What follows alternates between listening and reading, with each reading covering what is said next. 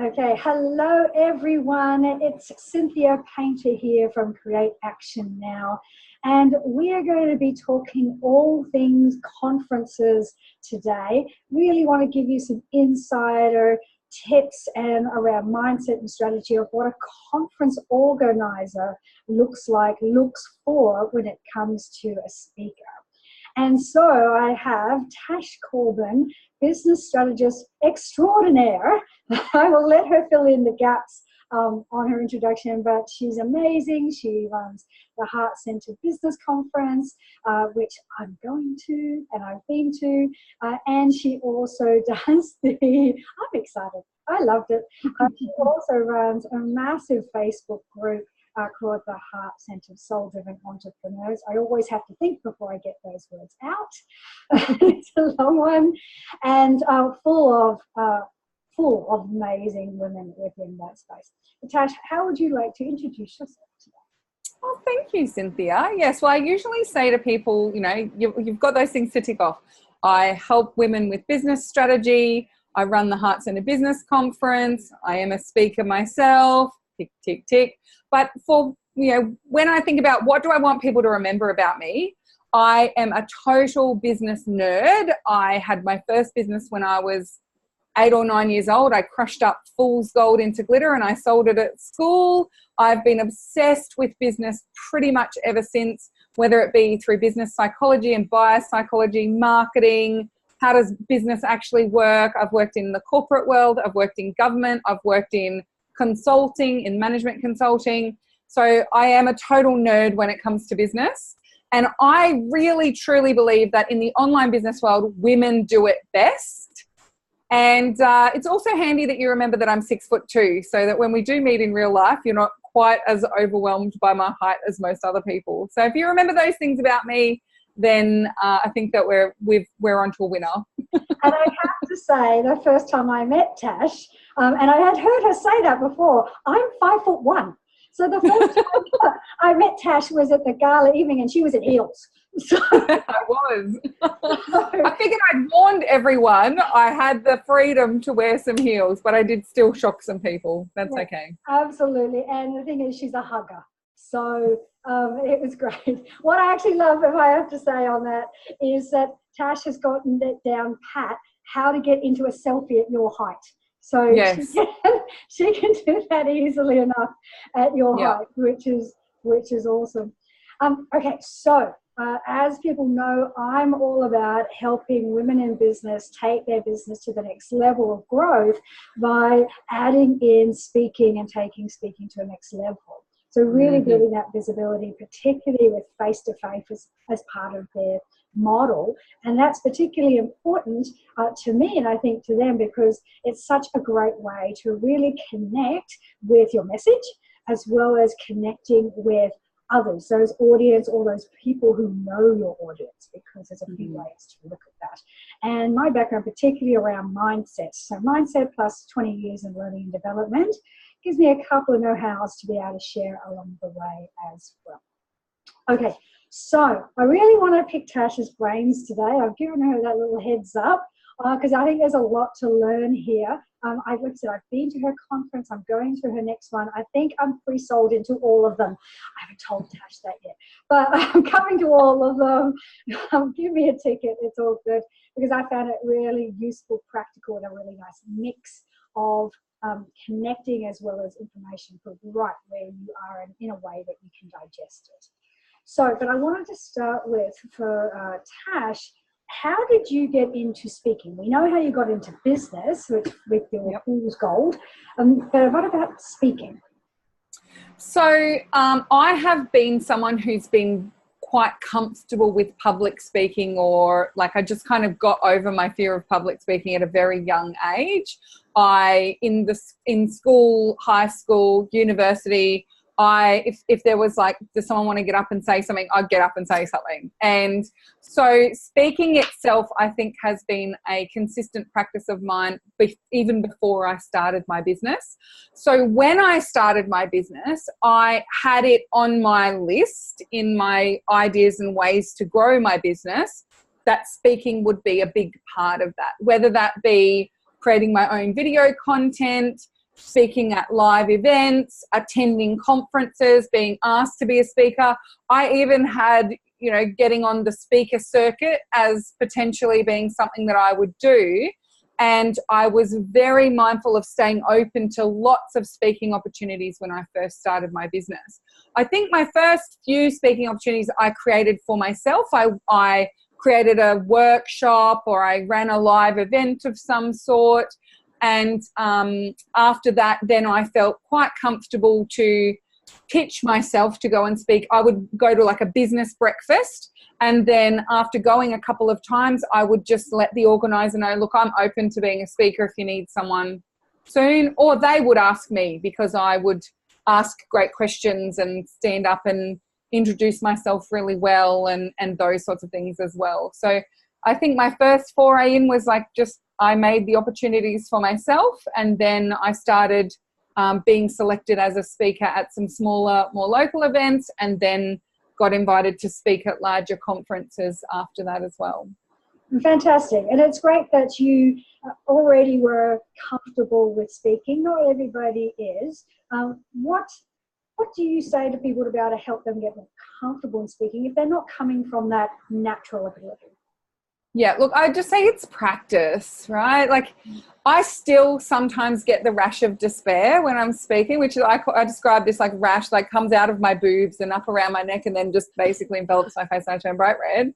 So that still happens. It used to happen when I ran webinars, and then now it doesn't happen when I run webinars. It used to happen when I first did Periscopes and Facebook Lives. Rest in peace, Periscope, poor thing, gone. But, you know, and now that doesn't happen so much. And then it happened while I was speaking. Now it doesn't happen so much. So, you know, for me, a lot of it came down to practice. And also I did a little bit of stage work as well. So I worked with a professional on it was actually when I was wanting to sing on stage, just because I wanted to work on my voice. And so I did a bit of work with a speaking coach, and a lot of that was and a stage presence coach. And a lot of that was based on, like, it's not about you. You think it's all about you when you're up on stage, but you're actually there to deliver a service. You're there to help people achieve an outcome. You're there to help people experience something, whether that be you singing or whether that be, you know, you speaking. It's the same thing. People didn't come there for you. They came there for themselves. And so I really think that mindset shifted a lot for me, so I could get out of my own head and worrying about what people think about me and what am I doing it right, and focus on my audience and focus on the people who are there. So they've been my kind of two big things, like just practice, and focus on the other people. Don't focus on yourself. Yeah, absolutely. And that's what I was going to ask you about, the different shift for you for being a speaker for your business, but in events that are for others, that other people are running. So it's so key to be able to deliver for that event organizer, whether it's a conference or a networking or whatever it happens to be, and deliver to their audience. What have you learned as a speaker, maybe, you know, mistakes or otherwise, that you now take into if anyone else asks about speaking? Ooh, juicy question. So I would say, number one, first and foremost, absolutely respect the person who's paid to be there. So, and who's paying you to be there as well. So that can, you know, if it's in the case of a conference, it's the organizer and the ticket holders. And so having a lot of respect for that and treating that as the opportunity and the privilege that it is. So for me, that's things like respecting the time limits that I'm given, respecting the audience's time as well. I'm not there to stand on stage and talk about how inspirational my story is. So something that I'm very conscious of is every speaking engagement, I want people to walk away with something to actually do as a result of listening to me. And I've been to conferences before where it's not like that. And I think it's disrespectful of my time. And I don't like it. I don't like sitting. It's like lovely. But if I wanted to hear you talk for 25 minutes about your journey, moving overseas and having this, and then you were living in your parents' shed, and then you did this, and then you did this, I would go and listen to that on YouTube. I would go and, you know, find your About Me page on your website, and I would hope that that information is there. not I'm coming to see you for this opportunity in person and I'm getting the same thing that you've been sharing for free everywhere. So, or that you should have shared somewhere else. This isn't the appropriate channel. So I'm very mindful of that as a speaker. I really do take that to heart. And I'm also very conscious of making sure that if I do share a story as an example, it has a purpose.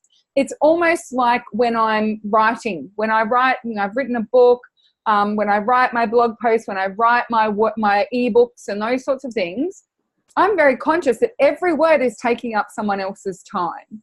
And I'm mindful of that. When I write an email to someone, I'm very conscious that I am in their inbox and I'm taking up that space and time. And so I will be mindful of that. And I think on stage, that's even more prominent for me, because not only are people giving me their time, if it's in person, like they went to the trouble of putting on a bra and stepping out of the house to be in the audience. It's Denise Abel-Thomas calls it the bra tax. Like if I put a bra on, you pay the bra tax. And so I think that's like, it's something, it's lighthearted, but it's something that's important to remember. And so many people, they get their first speaking gig, or, they get a speaking gig, and it's such a self-centered experience for us as audience members to embark upon. Or as a conference organizer, I've had people who I've asked them to speak at my conference or even at other events that I've run, and instead of treating that with the respect that I think it deserves, they've kind of gone, oh, well, there's all these things that I need to say on stage to everyone and I want to be known for, and I have always had this vision of myself dancing on stage to this song and blah, blah. And so without considering how can I make this meaningful for the audience and how can I make this valuable for the organizer, it's been quite a selfish thing for me to experience. I'm like, that was a bit disappointing.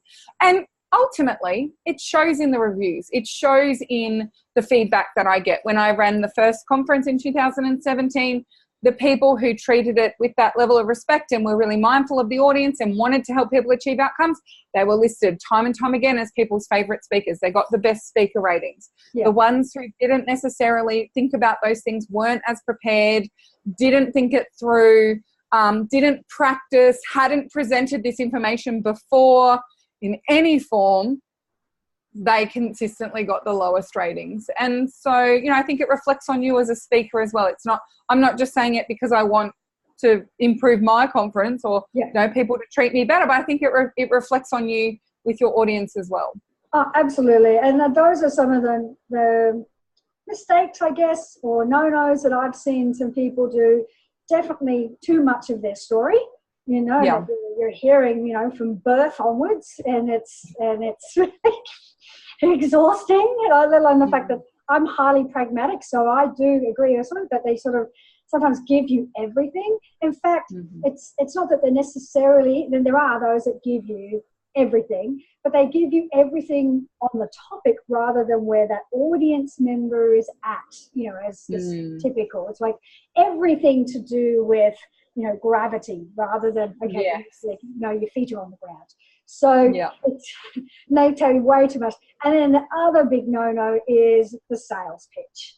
And I think this is an interesting topic to talk about from a speaker and from a conference organizer perspective, because it's very different depending on the event of selling from stage. Yeah. I mean, ultimately, most people wanting to speak for two main reasons, I think, and tell me if there's anything else. One is to spread that message and connect with, and change the world in the way that they do that.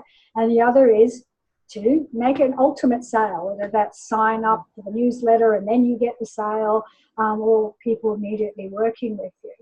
And I think from the sale perspective, people can, and I have been to, we've talked about this before, I have been to conferences where the person had their 40-minute session and they basically sold the entire time. There were no takeaways. It was a complete sales pitch. That's unusual. Yeah, no, sorry. And it was a woman too, so not even totally sausage. But the fact that is a tricky thing, I think, for people to go, okay, how do I do this the sale element? How do I introduce it? How do I talk to the conference organizer? How do I sort of navigate that? Ultimately, I do want to build my business too. Yeah. I think, first of all, it's a mindset. An opportunity to present and speak is not a lost opportunity to sell if you don't sell. And so, like, first and foremost, at the Heart Centre Business Conference, we have a blanket rule, no selling from the stage. So I fixed that. I just tell all the speakers, you cannot sell from the stage. I'm paying you to be there, or you've won the opportunity to be there. And so therefore, you can have a freebie that goes into the conference booklet or something like that. But there is no selling from the stage at my events, and I'm very clear about that. That being said, the speakers from 2017 converted people from that conference into paying clients at the event, directly after the event, in the months after the event, and some of them have converted like now, which is 18 months later. And I think the reason being is because they delivered such amazing value from the stage, and they didn't try to turn it into a sales pitch. And so, you know, I say to people who do market stalls, speaking events, those sorts of things, don't sell.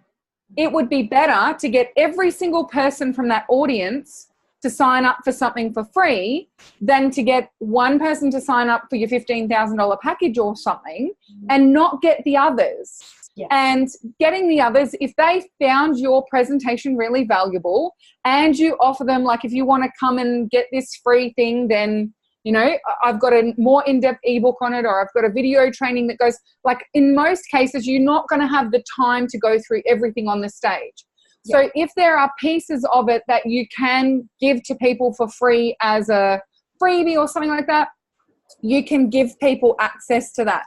And I've even done it where that is ungated. So they don't even have to give me their email address to get that thing. I say, just go to tashcorbin.com/blah, blah. And I've put some extra details and examples there so that you can look at how I word these emails or whatever it might be. And it's on that page that it has a little thing that says, do you want to sign up to my website, to my newsletter? Or, you know, are you interested in finding out more from me? So, like, sometimes you don't even have to gate the free thing. Yeah. But ultimately, it all comes down to this sense of mindset and self-belief and confidence that this is my opportunity to serve, not this is my opportunity to sell. Yeah. And when you treat it as an opportunity to serve, and when you come at that speaking opportunity from that perspective, you will have people lined up to speak to you after your thing. I spoke at an event on the Sunshine Coast, and it was like a lineup at the door. It was almost like a wedding, right? And I ended up standing at the door as people left, and they were all coming to me and saying, I really love that. Where can I find out more? What can I do? And I didn't have business cards because Tash doesn't do business cards, but I had a little brochure thing that was for a freebie that I was offering. I said, just go and get this, and if you sign up here, I'm going to send out a big piece of information later, and I'll send that out to you guys tomorrow. And so I would say 90% of the people who were there ended up walking away with a piece of an instruction of what to do, and then I told them I'm going to be sending out tomorrow morning. So I think there were 65 people at that event, and 40 people had signed up to my mailing list on that specific freebie by 9 a.m. the next day. So, you know, and even if all you get is 5 the first time, right? It's not about the numbers or the percentage. If you just take that approach of being of service, people are noticing in ways you don't ever realize. And like, I've had people who've purchased a ticket to the Heart Centre Business Conference who saw me speaking in 2013, and they just Googled me one day and then came across my website, saw that I ran a conference, and now they're coming to conference now. So it's like, you know, it's never about like having this direct line of like converting this and converting this and then converting this and converting this. I always take this approach of it's my opportunity to connect and serve first and foremost, and I will have strategies for that to then also translate into results in my business. But those two things are not mutually exclusive. They actually go hand in hand. Yeah, and I think it sometimes comes out of, and every event is different. So I've been to events, and I've been asked to speak at events where it's like, it's just said, as you said, straight out, either no sales, or you have 5 minutes at the end to be able to promote, or we'll have a speaker's lounge and people can come and see you. And for me, it's about that opportunity to practice my message, to get that feedback from the audience. I don't mind speaking, so I don't mind a stage anyway to be able to do that. But it's at helping, and for me personally, I really get on board with the conference organizer. I'm out there promoting it left, right, and centre, and I really take it the team thing as well. So so it's important to me for them to get their end result as it is for me, and value. It's like, here's a bit of me, because and I know you've said this before, you can't give everything away even if you were speaking for the whole day. There's so much more. Even if I ran my conference as me being the only speaker, I still wouldn't get it all out over the course of the 4 days. You wouldn't. So there's no point trying. There are other ways to do that, and there are easier ways to make money as well. So, I think that it is important. And that comes from a self-worth thing, right? You are worth more than you could possibly say in 2 hours. Yep. You are worth more than you could possibly say in 2 days. You have way more to say. You just need to practice saying it and start saying it in places where it is appropriate. The other thing I'll just quickly say on that, even if a conference organizer says you can do a 5-minute sales pitch at the end, I never do a sales pitch at the end. I always talk about something for free. It sets me apart from everyone else who's there on stage. So, I think it's also a matter of like, what is going to make you stand out? What is going to make people really deeply, truly remember you? At one event that I spoke at, I talked about the power of a network and the power of being part of a community. And so I was allowed to upsell people to something at the end of it. And instead, I got everyone to get their phones out and I got them to request access to my Facebook group. And then I would yell out names as they popped up on my phone. And I would say, welcome, you now have a lady posse. Welcome, Melanie, you now have a lady posse. Welcome, you now have a lady posse, right? And it was the most powerful and connecting experience. And it was just so heartwarming. And they're yours for life when you do something different. So don't think about ways that you can try something unique, try something different, and stand out rather than doing the same structure as everyone else. Yeah. So very, very true. Now, you're running a conference.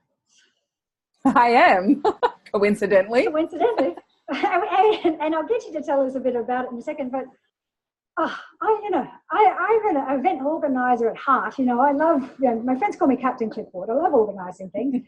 But a conference, wow, why a conference? Why did that become the next thing? Well, I tell you, it's not a sound financial decision. But I started the Heart-Centered Business Conference because of the Heart-Centered Soul-Driven Entrepreneurs Facebook community. It wasn't long into our journey as a community. We started in 2014, and I think maybe 8 or 9 months later, I shared in someone else's Facebook group a big dream of hosting a conference in Hawaii. And I had been watching this documentary about Hawaii, and they talked about this conference center. It looked amazing, and it was just the best venue and just so schmick, so organized. And I was like, I would love to run a conference for women entrepreneurs somewhere like this in Hawaii. And I just had a bunch of ladies who kept saying to me, Tash, we need a conference. Tash, we need a conference. And every business conference that I went to just didn't hit the mark.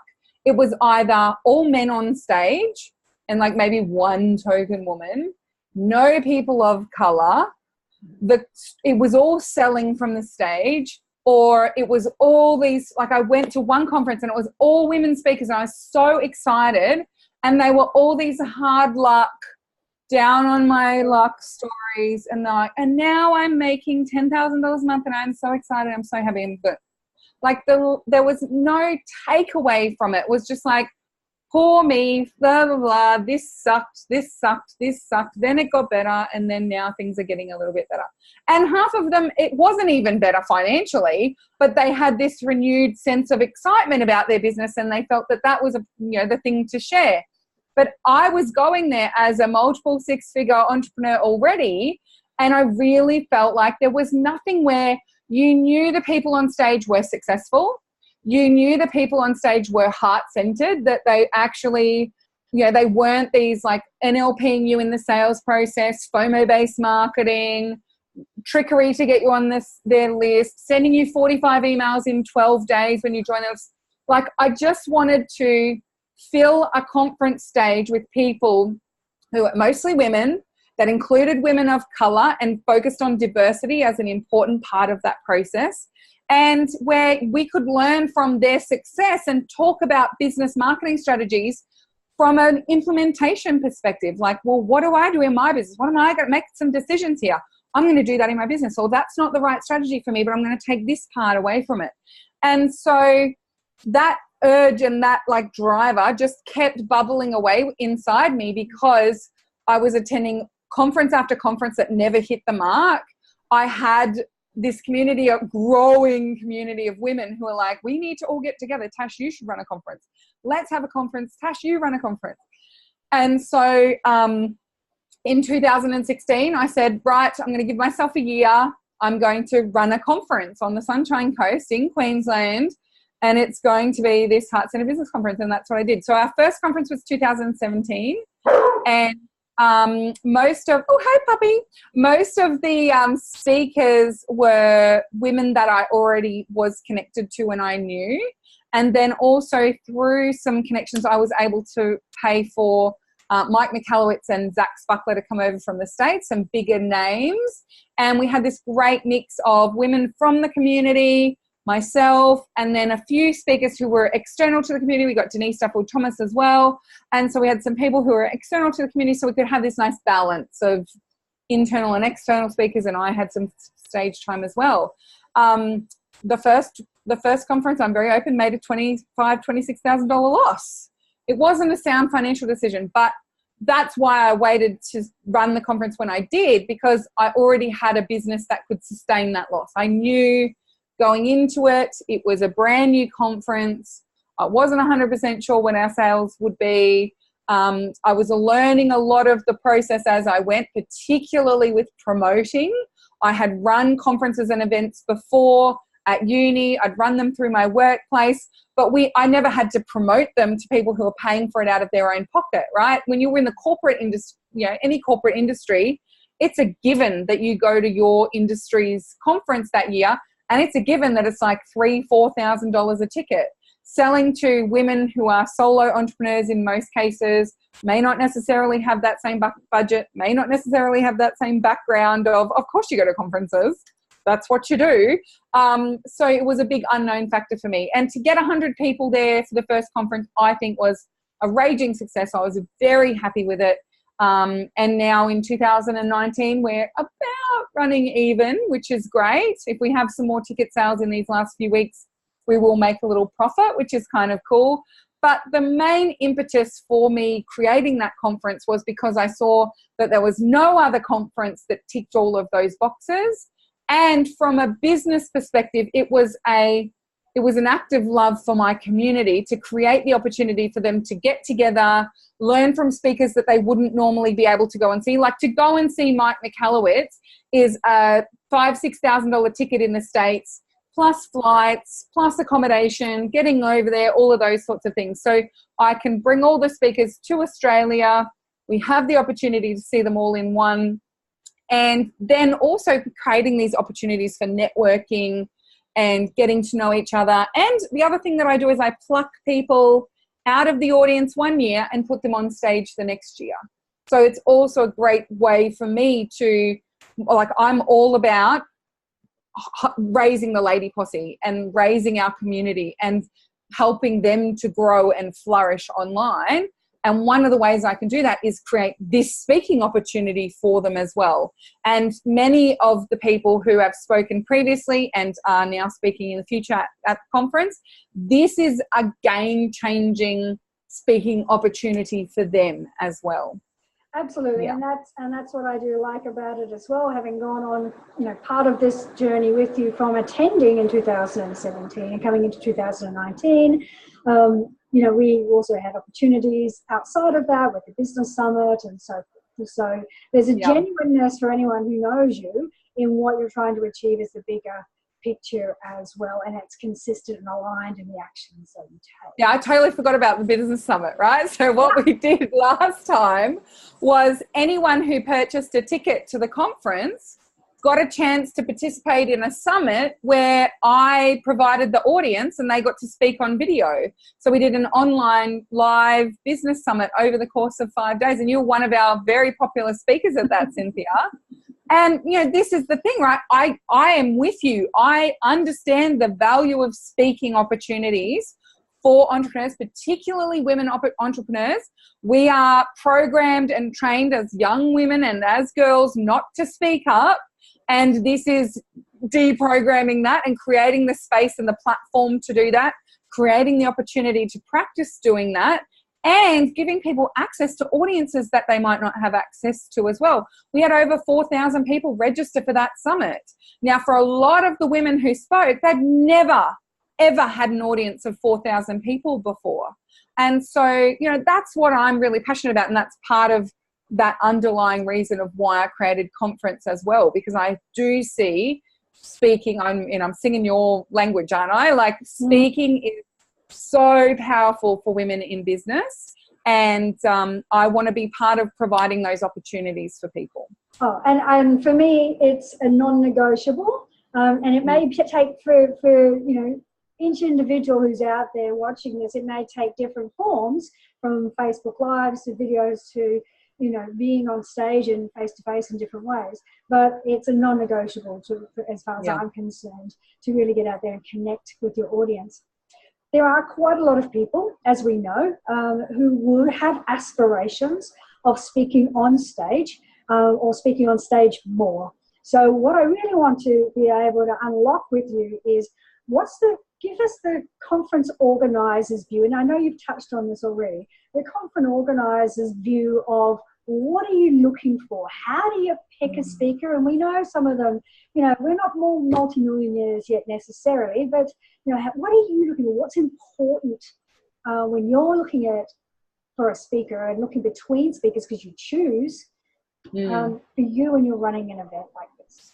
Yeah. Okay. So first would definitely be for me the alignment to our values, the alignment to heart-centered business and the feminine model of marketing, those sorts of things. So for me, there needs to be a big alignment there.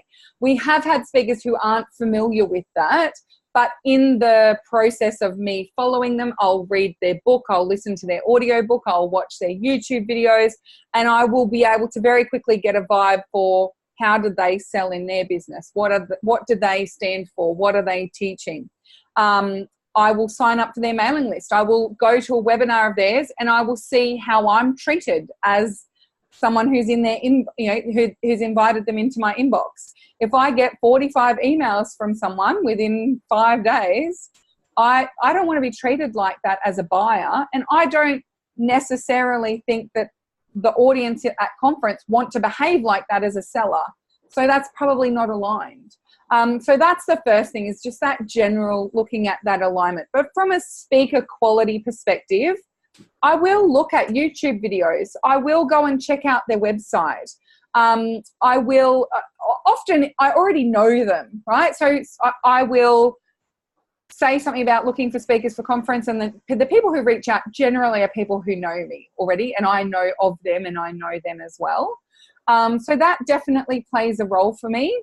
One of the big things for me is, does this person see value in being in the room other than being on stage?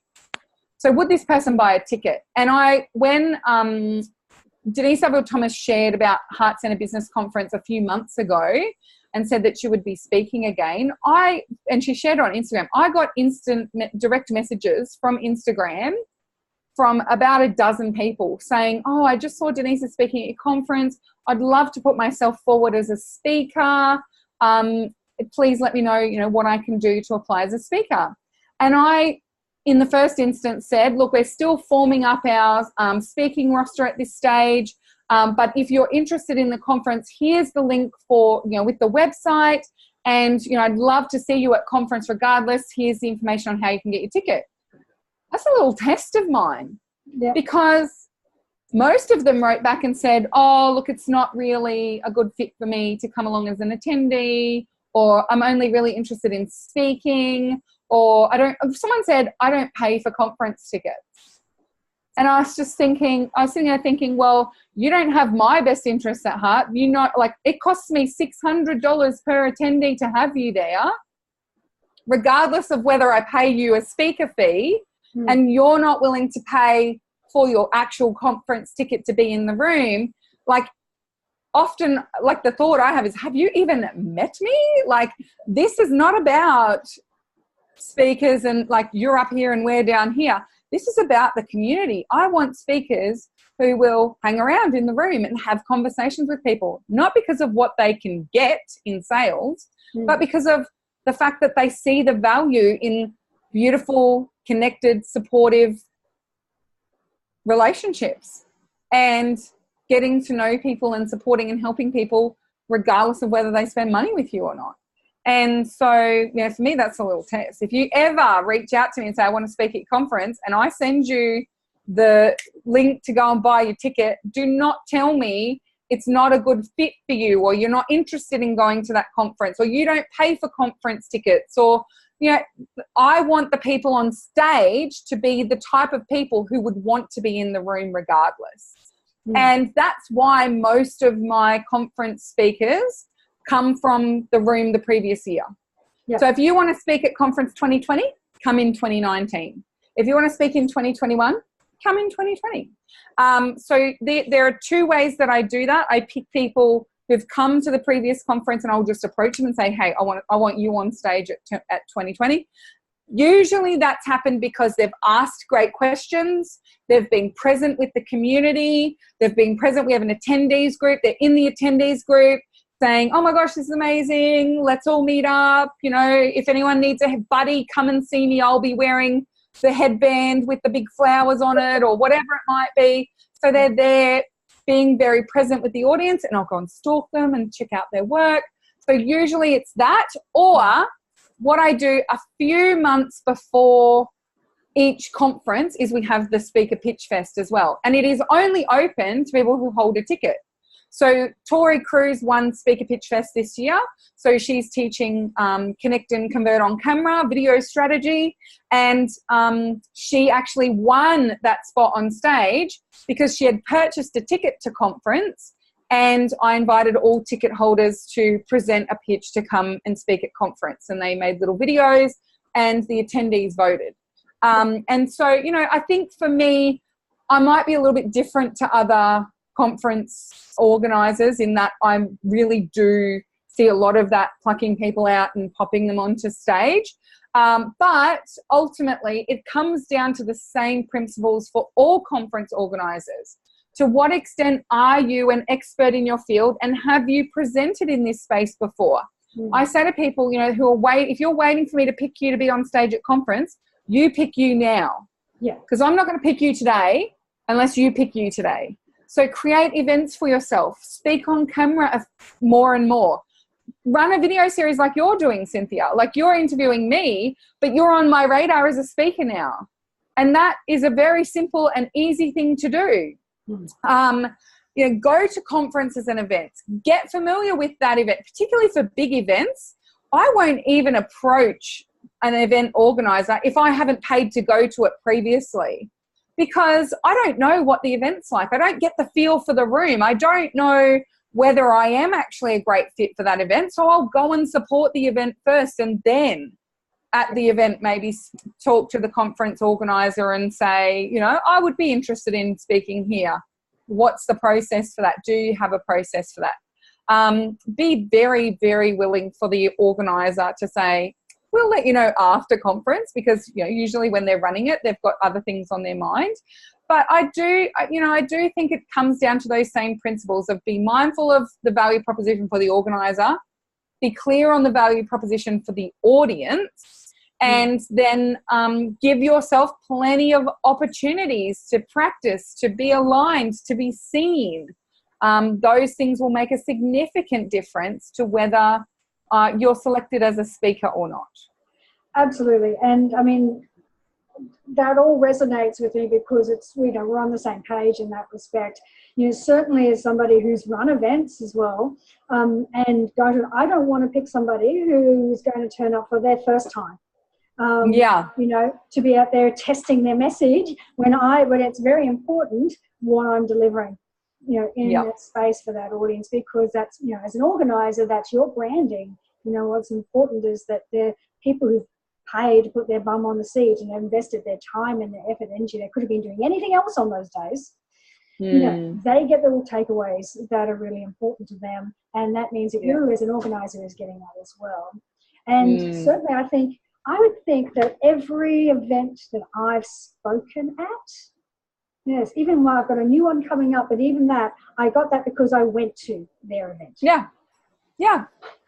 And as I said, when I first started speaking, I ran my own events, and then sometimes people would come to those events and they had their own events and they'd invite me to speak at their events. Or I paid and went to events. I went to networking breakfasts where they had a speaker each time. I went to networking events where they had speakers. I went to workshops. I went to one-day conferences. I went to all of these things.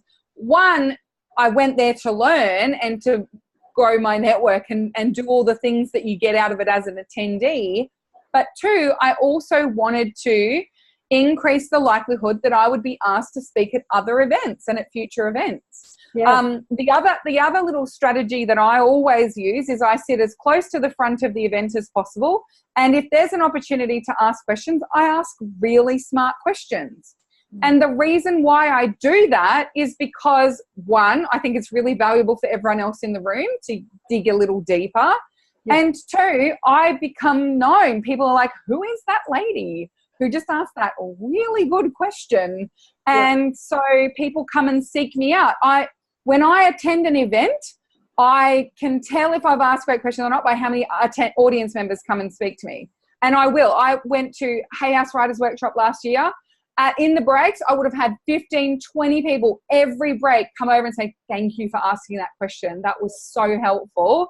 I really needed to hear their answer to that. That's magical. Absolutely magical. Yeah. Absolutely. And that's a really great little tip. So if you're out there watching, add that one to your toolkit. The other thing as well, just on picking gigs, is when not to go to a gig as a speaker, when to turn down an event, because when I go to events, I'm looking for what it is that they're achieving, and I want it to be aligned to my branding as well. Right? But there can be, sometimes something feels really great and it might not be a great fit, but you think the opportunity might be good. Or it's like, oh God, I've just got to take anything to get myself started. So when should a speaker say no? Okay, so first and foremost for me, it's when I don't feel that I can add value for the audience. So there have been a couple of events that I've turned down where it's very passive income orientated. And I'm talking like buy an ATM passive income orientated, right? So it's people are going there for the get rich quick schemes. They're looking for things that they can set up once and never have to do again. Whereas I'm focused on working with people who want to stay involved in their clients' lives, who want to be present to an audience, who want to actually, they care about the outcome, not just the purchase and those sorts of things. So there have been a couple of those that I've said no to. There was another speaking event where I was a speaker and sponsor, and I found out one of the other speakers was thrice convicted of domestic violence. The event was for women. And so having this guy on stage who was a convicted offender in domestic violence, who was very well documented that he had been convicted of domestic violence, I felt that the conference organizer had not done their due diligence. And when I approached them and said, look, I'm not sure if you know this person's background, but this is an event for women and he is speaking on women's empowerment and money mindset, and yet has been convicted, it wasn't a long time ago, 3 years ago was convicted of domestic violence and was previously convicted 10 years ago of domestic violence against his previous wife. I just want to make sure you're aware of this before we move forward any further. And she said, oh, actually, he's a very close family friend of mine. I'm aware there have been some rumors, and she wasn't particularly open to hearing what I said. So I dropped out, and I actually ended up having to forfeit half of my sponsorship money, which wasn't ideal. But for me, it was more important that I stood by my beliefs than stand next to this person who I did not think was appropriate to be speaking to women. And like then I went and checked out his YouTube videos and some of his stuff. I could see there was NLP in there. There was a lot of like almost that gaslighting behavior and making people feel like they couldn't do it without the right support. And it was this very disempowering energy to the work that he was doing. And I knew that it was setting up for a sale. And for me, that just wasn't an appropriate match. So I've also turned down speaking opportunities in that space as well. The more that I speak up on my page about what I'm passionate about, the less I get asked to do stuff that isn't aligned, because I think people understand that, I'm going to be very forthright in what I say. Yeah.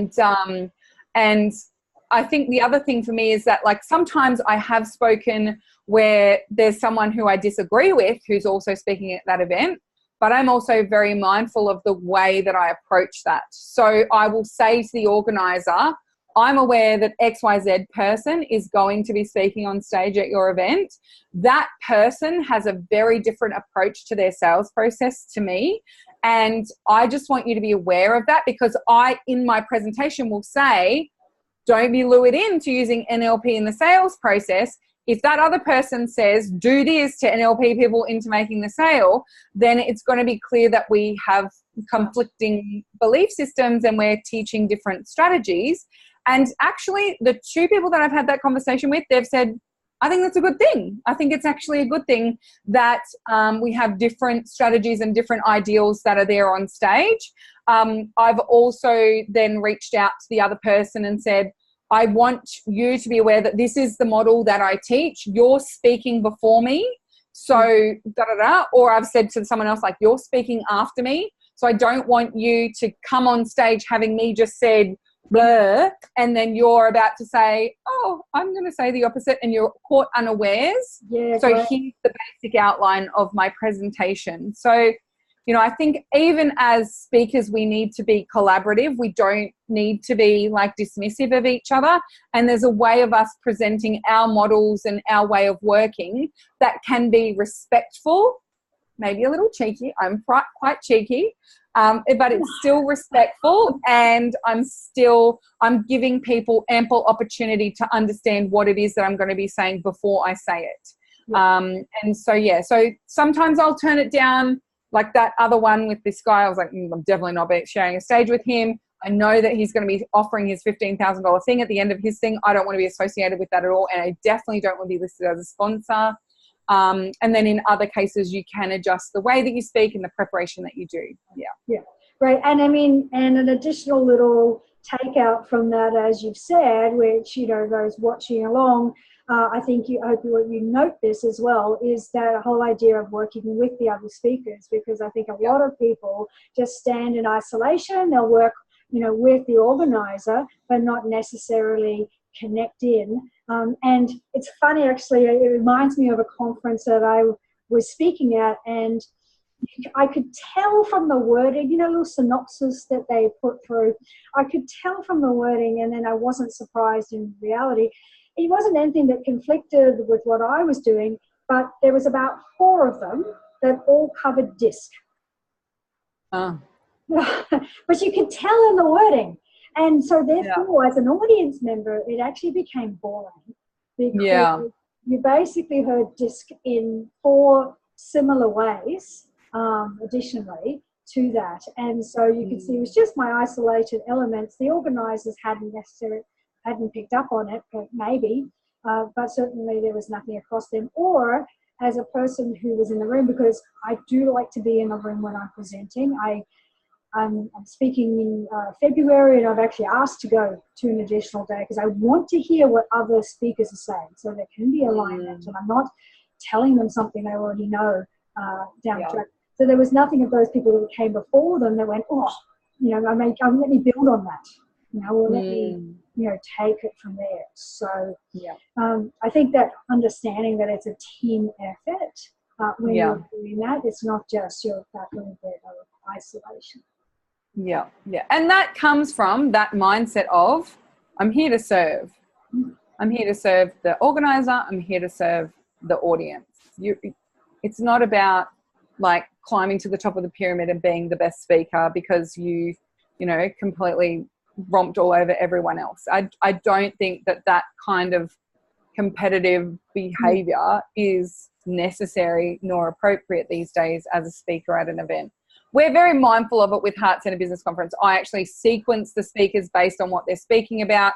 I let them know who's before them. I let them know who's after them. I let them know what everyone else is covering. So we have a lot of that taken care of.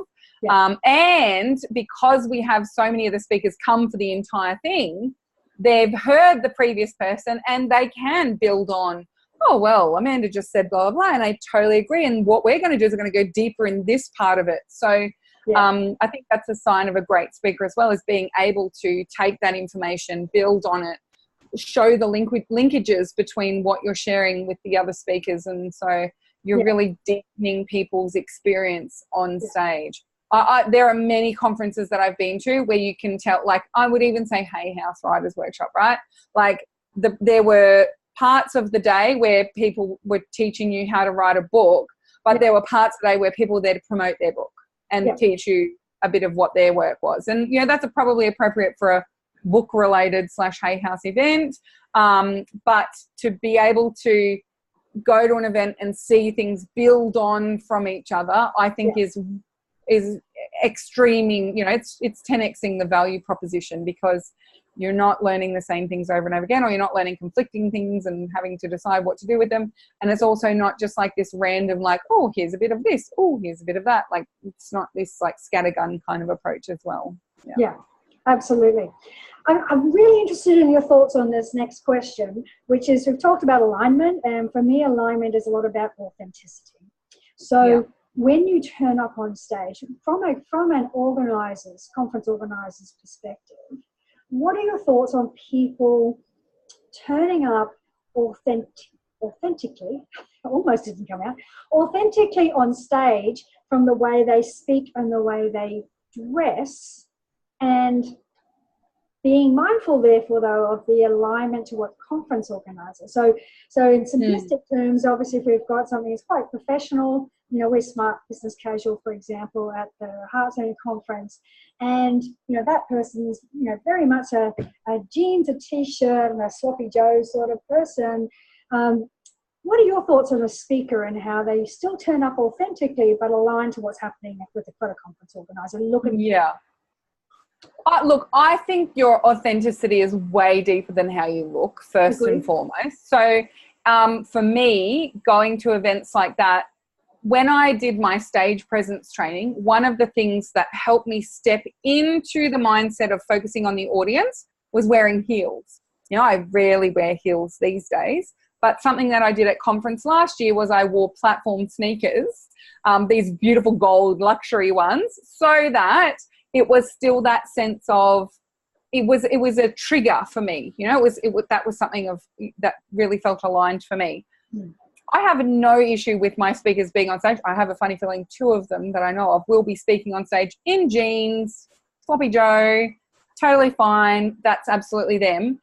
But by the same token, if those people turn up dressed up in business, smart, casual, something else, I'm sure that their authenticity will still come through in the way that they speak, in the way that they present themselves, and that showing up and being of service.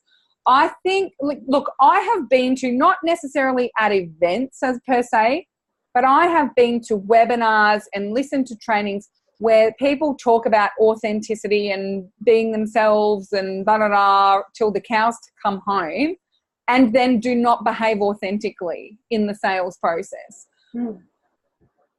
Whether you have your fringe cut the same as you did in your photos or not, it makes zero difference to that.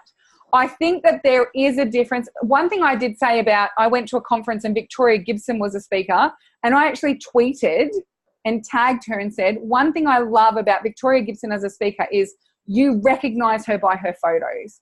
Because there were other people who went to that event. I went to a Twitter one as well. And there were people there who looked nothing like their profile photos. And it was actually like quite disconnecting. Yeah. So, for example, in my profile photo on Facebook and on all of my website and everything for a long time, I had my hair curled and I was wearing beautiful dresses with spots on them and all that sort of thing. So every conference and event that I went to, I wore spots and I curled my hair because that's what I look like in my photo. And so it was hard work, I must say, but that's what I started doing. Now, these days, my presence on social media and on my website, I still have the curly hair photos, but that will change eventually. But, I will use profile photos that have me with my hair straight. I will do Facebook Lives straight from the beach. I will, do some of those sorts of things. I actually have, because I have quite a large nose. I've broken it several times. It's got a nice big old lump there. I actually on my About Me page for a long time had a side-on photo of myself to say, this is me, but also I have a big nose, so this is me. And so I had the photo there so that people could see me from both angles. You can play this up really beautifully. But ultimately, I would say try to stay aligned if that feels good for you. But 9 times out of 10, the reason why it feels different is because you are so over glamorous in your photos and the Facebook Lives that you're doing and your videos and all that kind of thing. And that's just not you. And so then you feel this need to kind of act this role and play this part when you're meeting up with people in real life. And for me, meeting up with people in real life is not just going to fancy ass events. Like, it's also Lady Posse. We have free meetups, and I go to other people's events and I go and learn at conferences myself. I don't turn up to all of those things dressed up and made up the way that I am in my profile photos. I turn up to those things dressed up and made up the way that I feel comfortable with. And more and more and more, that's also reflected in my content and on my Facebook page and in all those sorts of things. I mean, when I first started my business, I thought, I'm going to be wearing my power suits all the time and looking schmick and all that kind of stuff. But it's just too hard to keep it up. And it's not authentic, right? So for me, it's not my thing. Yeah. And the reason why I'm so glad to hear that, because I agree on all that as well. The reason why I asked that is I've had a lot of women tell me, and I've done a bit of research, so I've got a lot of women who told me one of the things is, the obstacle that they put in their way is, I don't have the look. When I lose 10 kilos, I've got to, I haven't got to get a new wardrobe. I can't do that because, and my hair's on this. I mean, I don't know if you saw the Facebook Live I did. I did a deliberate one of me standing under the sprinkler in my summer dress after just playing with the kids. And I went, look, I'm doing this because I'm not going to normally do a Facebook Live from here, but you can be present and visible in any circumstance. Don't tell me that you can't. But we talked about, gigs and things. This is a bit of an obstacle that people go. It's like, well, who do I need to be? And you need to be who you are, but it's something people do worry about. And look, ultimately, you'll never have an audience as small as you do today.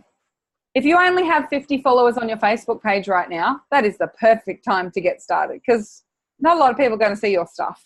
Yeah. And I'd much rather see you focus on getting started today and showing up as yourself. And honestly, like in most cases, this is a permission opportunity for others. For too long, like how can David Koch be like Australia's most loved presenter if one of the prerequisites is you have to be good looking, right? Maybe he's a sexy deal for a lot of ladies. I don't know. But it's actually very female centric, this belief system, and it's very sexist. And so as a feminist myself, I want to smash that already. There's no such thing as an ugly female presenter, right? There's no such thing as a larger female presenter. And when we do have larger female presenters, we make this big deal out of it, like somehow this is like phenomenal and it should just be the norm, right? So there's all of that societal stuff that we need to let go of. And you are a leader in that space. if I decided that I needed to wait until I lost weight and I got my broken nose fixed and I had to get Botox and my lips done or whatever before I could turn up to be a speaker, what does that say to other people who are feeling the same way? You do have to wait. And so for your audience members to be the person who makes it okay for them to show up when they're feeling a little chunky, fine. For you to be the person to make it okay for your audience members to do a Facebook Live under the sprinkler because they're just smiling and glowing from within, be that person. That is so, like, we want to buy from a human. We don't want to buy from a perfect robot. And if you look at, and this is, I think, where the Instagrammability and Instagram Nation thing can be really painful and doesn't necessarily reflect societal norms and what we really want. So yes, people who are gorgeous and, you know, have a cheeky ass cheek showing out and blah, blah, blah, blah, and their swim thing, they'll get lots of followers, right? They'll get lots of people admiring them. But are they actually the people that we as discerning consumers buy from and feel connected to? Like, I don't buy trashy magazines, but the ones that have celebrities without makeup on the cover outsell the ones that have the perfect celebrity on the cover, right? We connect over our vulnerabilities. We connect over our humanness. We connect over our flaws, you know, and that is a big difference between the masculine and the feminine energy. Boys connect over their toys and their accomplishments and their ability as a hunter. Women connect over our day-to-day. We connect over real things. We connect over period pain and nipple chafing and, you know, all of those things that make us women, and painful husbands who won't mow the lawn or whatever it might be. That can be what we connect over, and that makes us feel like we are human and we are connected and we know each other and we like each other and we trust each other. You might have noticed this reaction in yourself, and, you know, we need to destroy all of this in and of itself, but, like, you'll notice for yourself when you see a perfect woman on TV, like poor Amal when she married George Clooney, everyone was looking for the flaws. They weren't talking about the fact that this amazing woman stooped to marry an actor. They were talking about, like, they were looking for what's wrong with her. How can we like her if she's like this perfect creature? And so, I mean, you just need to give yourself permission, but ultimately you're giving the rest of us permission as well. So just, I couldn't be as stronger on any other point. Just like, get rid of that, because that is not serving you. What happens if 2 years down the track, touch wood, this doesn't happen to you, but you are involved in a life-threatening accident that gives you like complete paraplegia or something? Are you not allowed to speak then? Are you know, if you have an incident or an accident, are you not allowed to speak then? I broke my nose 3 years ago. Am I not allowed to speak then because my nose is even bigger? Like, if you're saying that you need to be this future person, this future self, then what happens if, like, you do lose the 20 kilos and then you gain it back again? Does that mean, I have to give up speaking again? No, it does not. You become one of those stories instead where it's my big journey and it becomes a... I have to say, it's actually, I think it's one of the biggest mindset shifts. I mean, when we're talking about speaking, obviously there's fear of public speaking, But what actually drives underneath it, I think it's common, you know, when people ask, okay, what should I say? Or, you know, find me gigs, or, you know, what do I need to look at? It's coming up from underneath around this whole, am I good enough? I'm going to be judged. I've actually had people say that to me. It's like, well, I don't want to be rejected by people. I don't want to be judged by people. I mean, a lot of times, a lot of us have this external need to be accepted. And have that reflection back, you know, projecting back in that therefore I'm not good enough. And it's the surface level of what we look like is a great target for that, because it's easier than anything else. So I think the shift... But can I just say, like, as audience members, we're worrying about whether we look good. Like, we don't care whether you look good, right? Everyone is all... Like, we are 90% self-orientated anyway. And so, like... we don't have time to judge whether that handbag matches those shoes or you've got your hair right or whatever.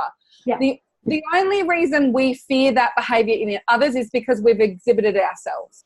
So if we've judged people based on their looks, then we fear others will do the same for us. So if you make a commitment to stop judging people based on their looks, all of a sudden that fear of being judged based on your looks disappears as well. Yeah, exactly right.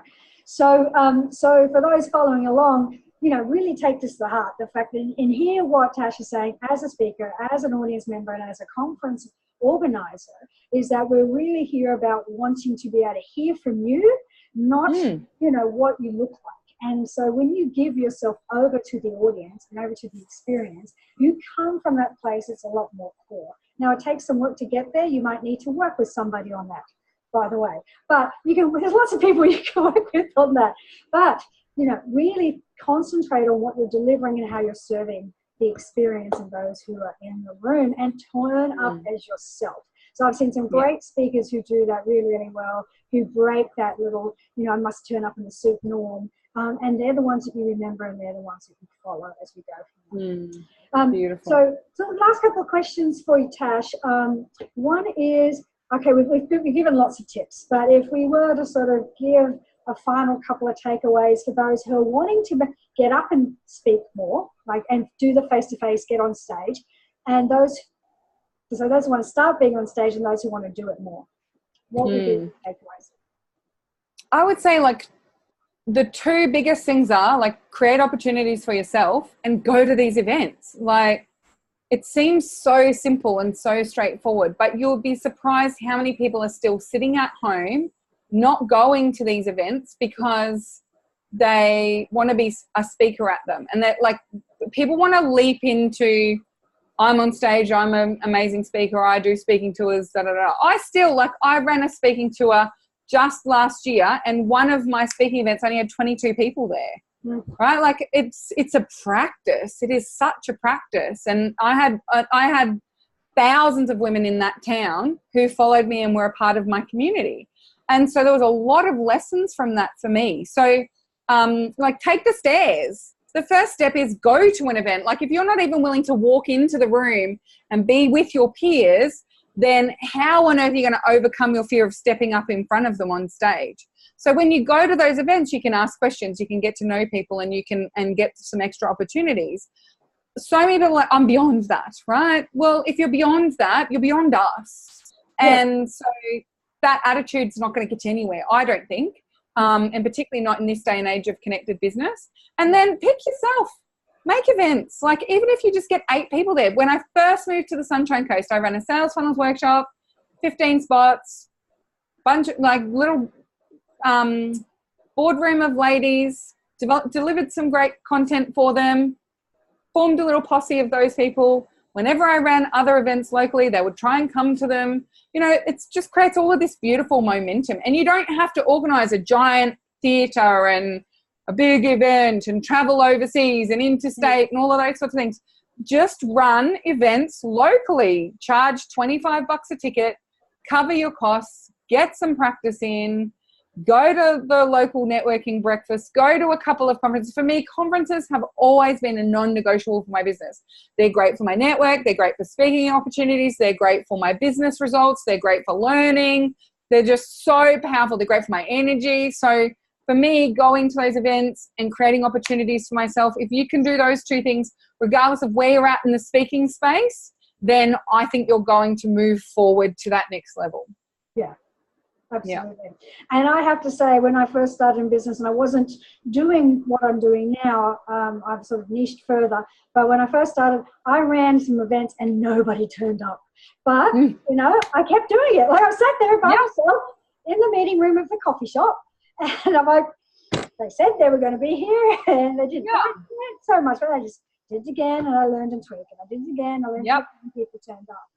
So, and same for me with webinars. My first webinar, 13 people signed up. It was totally free, and 1 person showed up.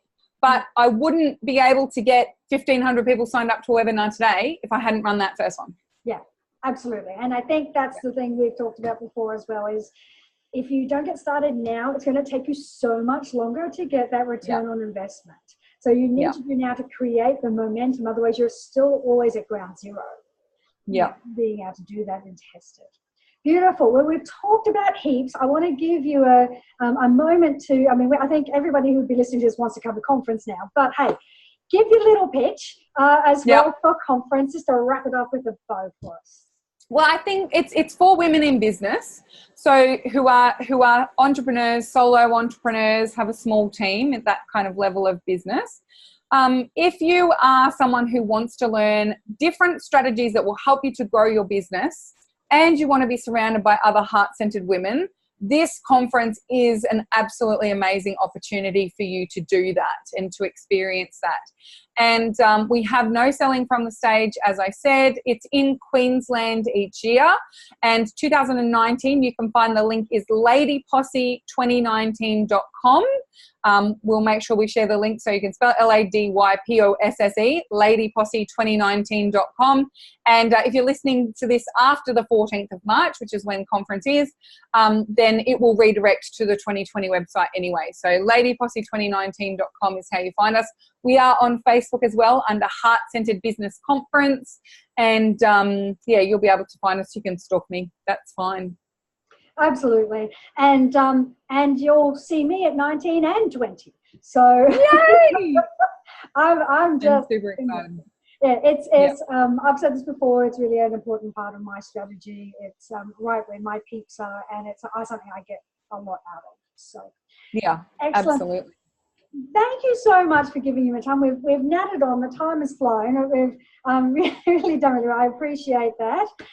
So for all of those who are watching along, we will put the links in there for you. Do go stalk Tash Corbin, both on her Facebook page, her website, and for the ladies watching in the heart-centered, soul-driven entrepreneurs. I really have to put my teeth in every time I say that one. Rolls off the tongue. And if you're in the local Sydney area, I actually run one of the Lady Posse meetups as well. So you might be able to come along. Yeah, so, connected. So, okay. All right. Thank you, everyone. And we will talk to you soon. Okay. Bye. Bye. Cool. Okay. Now,